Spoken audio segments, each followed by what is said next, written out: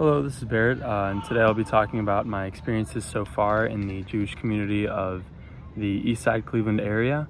As of now in the semester, I've done three major things. These have been going to Jack's Deli, going to Grand Judaica Book and Gift Store, and meeting with Dr. Bickert of John Carroll.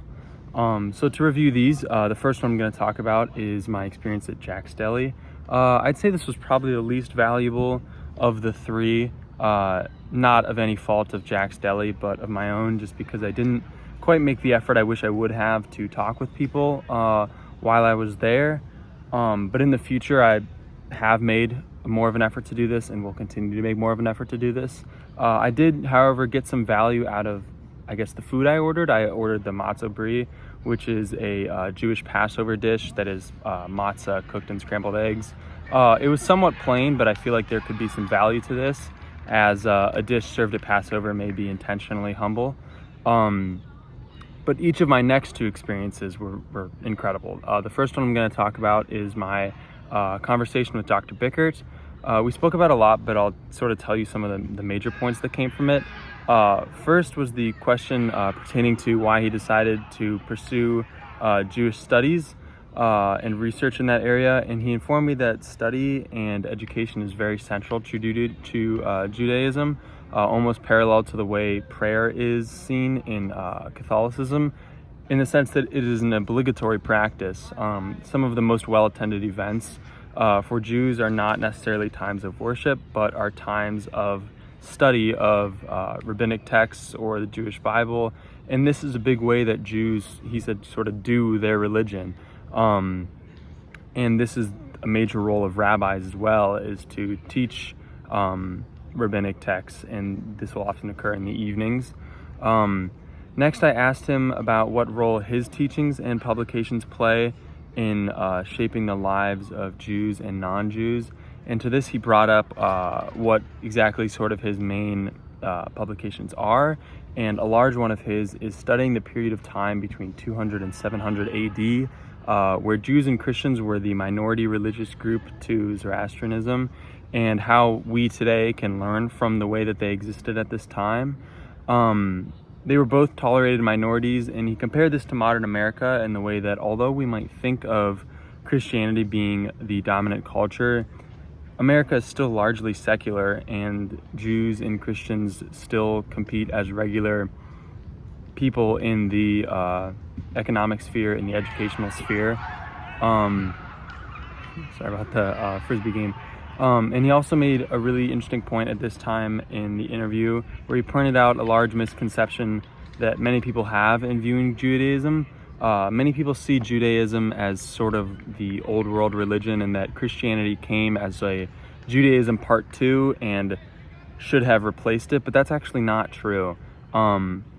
Modern rabbinic Judaism is a product of the temple being destroyed in 70 AD, and this religion is an answer to that in the same way that Christianity is an answer to that.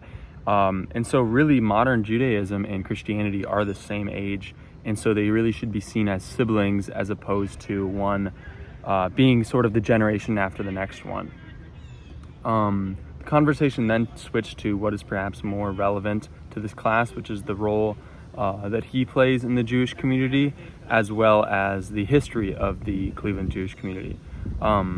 First, on the basis of teaching being of utmost importance, he is a Jewish community leader. In fact, study is really the main thing that makes someone a Jewish community leader. He mentioned that rabbis are not technically necessary for anything, but they are necessary for teaching how to do various rituals and how to understand various texts. He gave me a lot of interesting insights into the Jewish community of Cleveland. In a way, the Jewish community of Beechwood and University Heights is sort of a microcosm for the world. Jews first came to Ohio in the mid-19th century from Western Europe, and in the early 20th century from Eastern Europe. As Jews became non-ethnic people, but more just, he said, just regular white people, they moved from the city to the suburbs. And around the 1970s, Reform Jews moved to Beechwood. The white European descendants who lived there at first were not welcoming to them, but eventually the Reformed Jews became the majority population there. And then in the 90s, Orthodox Jews began moving to Beechwood, and the Reformed Jews who lived there treated them in a very similar way to that the people who lived before the Reformed Jews treated them, in the sense that they were not hyper welcoming to them. However, today we still see, though, that the Orthodox Jews have become a very strong community, very large and larger than the Reformed community. This is an interesting phenomena and is another reason why Beechwood is a microcosm. In Cleveland and in the U.S. too, the Reformed Jew percentage of the Jewish population is shrinking, and the Orthodox Jew percentage is actually rising. Reasons for this can be that Reformed Jews tend to marry outside, can marry outside of their religion, whereas Orthodox Jews very often only marry inside and only marry other Orthodox Jews. But this is also sort of a something that is happening in a lot of religions. He also mentioned that there can be various political outcome differences as a result of this transformation. So the Jewish community in Cleveland is diverse, and this does create a vibrant culture, but it can also create some conflicts in how to be a Jew.